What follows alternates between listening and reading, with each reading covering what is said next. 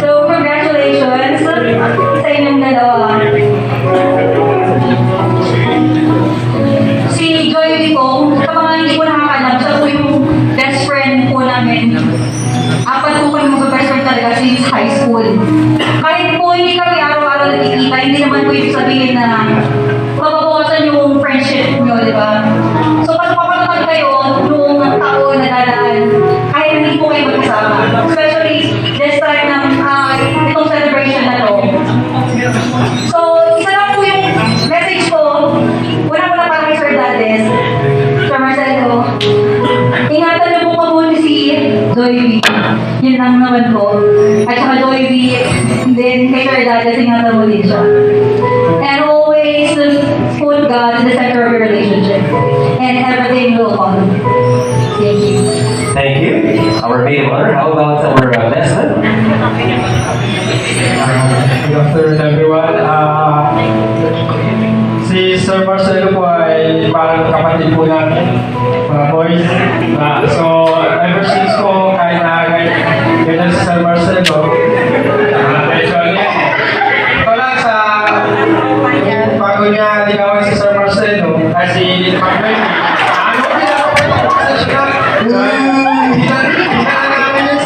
actually, kami dalawa yung unang nakakita kay Ma'am JOYVI sa bise, sa public. Pagkakapapili, kami nag-iintay mo. Doon mo, nakikita ni Ma'am JOYVI sa ibisan ng tansya, malas ko ka na. Ito, napanapan naman yung edad ni Ma'am JOYVI. Pero hindi ko akalain, seryoso si Sir Marcelo kay Ma'am JOYVI. And that's how serious Sir Marcelo to Ma'am JOYVI. And then here comes yung sinabi ni Sir John Ray na nililin na kami pag nalilito na siya. So I'm very thankful kay Ma'am JOYVI kasi inaalagaan si Sir Marcelo. So I wish din na sana mas lalong paintingin nila kanilang pagmamahalan and then magtagal sila lalo. Kahit forever talaga yan eh. Kasi match na match nila. So for both of you, best wishes. So this is your wine glasses na. Kahit tubig ka naman. So for the newlywed, cheers! Cheers! Alright! Thank you so much. Hindi ka pa mag-groggy, di ba? Kailan kaya? And then, we are very lucky na dumating yung araw na yun. And I just want to extend my happiness also sa inyong lahat, especially Mommy and Daddy. I just want to say hindi kayo nabawasan ng anak. Nadagdagan tayo ng isa. I'm happy sabihin na hindi lang ako ang mahal ng asawa ko. Kasi nakita ko yun na mahal din niya yung magulang ko. Mahal na mahal kayo ng asawa ko. You're included in our future plans. Alam ko, I admit it, I still have plans for myself. But I would be glad to share that plans with you kasi alam ko lagi kayo nasa tabi ko. Rosario, Silang, Abalos family, mga tita and tito ko, Tita Ma, Tita Leia, salamat din niya kayo. Malaking bagay sa akin na nandito kayo ngayon, witnessing a bigger milestone in our life. Rosario and Daddy's family, thank you for welcoming me into your family. Most especially Uncle Sinon, Uncle Condring, Auntie Emma, Auntie Dabi, Auntie Dang, Auntie Winnie, Kuya Jonathan. Ito yung mga taong go-to persons namin, Auntie Rosemary. Ito yung mga go-to persons namin. We got the care and support. Since day one na dinala ako ni Marcelo sa kanila and pinakilala ako, they embraced me. Since day one. Salamat kabalbalan. We both like to voice out also our love for Mama and Papa in heaven. Kagabi sabi ko, natutulog ako, ay lumapit, ay lumilipad sa akin na paru-paro. Sabi ko, and then nagulat ako, bakit madilim ang langit? So I prayed. Sabi ko, Lord, sana matuloy walang mangyaring masama, or let's say, umulan ng malakas at hindi ko madala yung mga matuloy yung kasal ng maayos. But thank God, sabi ni JR sa akin, huwag kang mag-alala, kilala ko si Mama. Nagparamdam siya sa akin, parang, yes, totoo yun. And even Ate David, next ko yan, early in the morning, sabi ko, Ma'am, ate, I think si Mama, nandito siya. Sabi niya, anak, kapatid, tingnan mo mabuti, baka may nakalimutan kayo. Baka may gustong sabihin ang mama at papa ninyo. So, sabi ko, thank you. Kasi, hindi kami pinapabayaan ni Mama. Ramdam ko yun sa mga kamag-anak namin. And, mga ninong at nina, salamat. We both look up to you po. You are all the most ideal persons with ideal family bond that we wanted to follow. Sinabi ko kay JR yan, kung may magiging ninang may magiging ninang man kami, kayo talaga yun. No whys, no buts, basta nasa listahan namin kayo. Because we look up to you. Yun yun. And friends, co-teachers namin, BCS, J-Nab family, thank you very much. And let me take this opportunity also to give a message to my husband.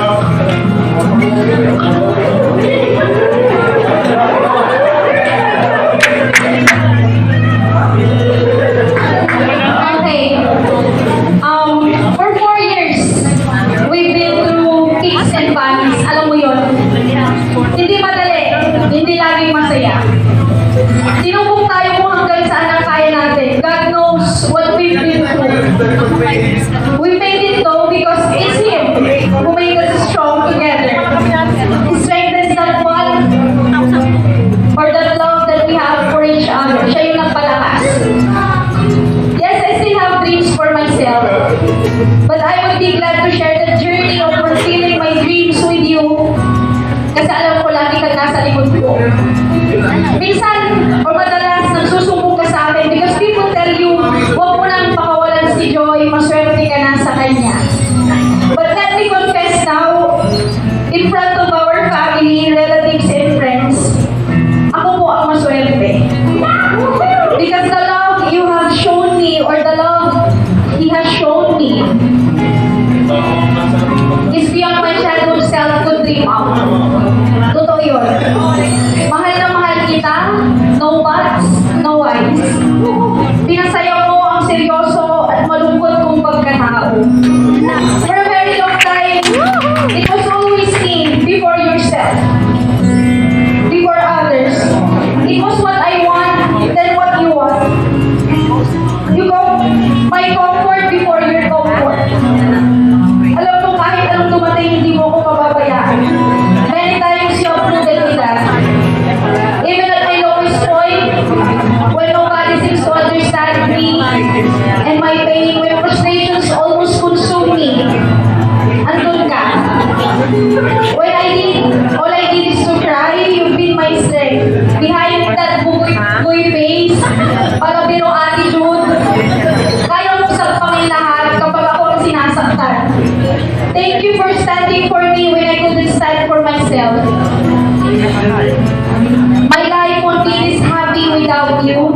This time, I promise, mas pupunuin kita ng pagmamahal. I promise not to be the perfect, but be the best wife. I promise to support your love for music, so as long as your health won't be compromised. Kasi sa sobrang pagmamahal niya sa music, minsan, hindi na siya tumatayo. Lagi na lang nandoon, sumusubsob, piano, gagawa ng piyesa, mapapabayaan yung kanyang health. I promise to be your travel buddy when this pandemic ends. I promise there will be no breakfast in school, but breakfast at home, where I will cook for you every day. No more worries on who will take care of you when you are sick, for I am here. I will hold your hand in every season of our lives. I promise with the help of the Lord to fulfill your so long dream of having your own family, our own family. I love you and always you. Manamal kita.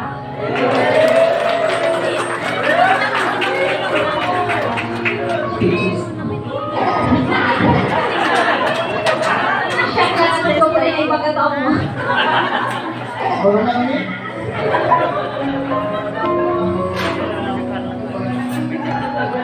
Kebol.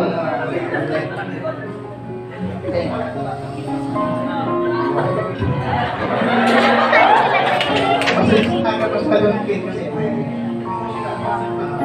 naman ako masyado makikita. Ito magaling to. Sa aking sasalita ako, makinig ka. Ito, this is the best way ever. Thank you po sa lahat ng mga dumalo, relatives, mga friends, Nina. Ito.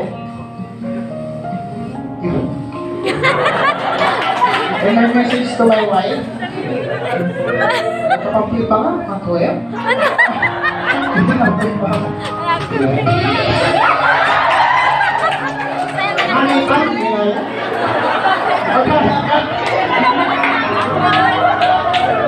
Excited lang bro, excited lang. Pigit ako po na kagawin na.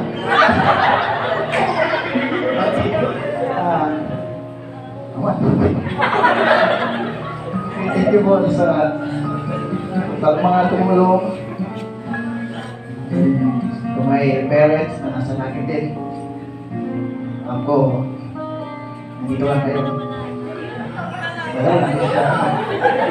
Opo. Basta, importante, asawa na kita ngayon.